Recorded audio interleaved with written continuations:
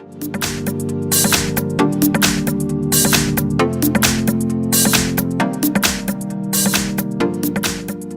I have HUAWEI Mate 20 and let me show you how to reset app preferences on the following device. So at the very beginning, let's start by using your home screen, then find and select the settings.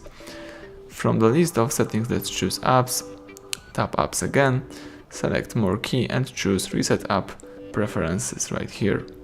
So this will reset all preferences for disabled apps, disabled app notifications, default apps, background data restriction for apps and permission restrictions.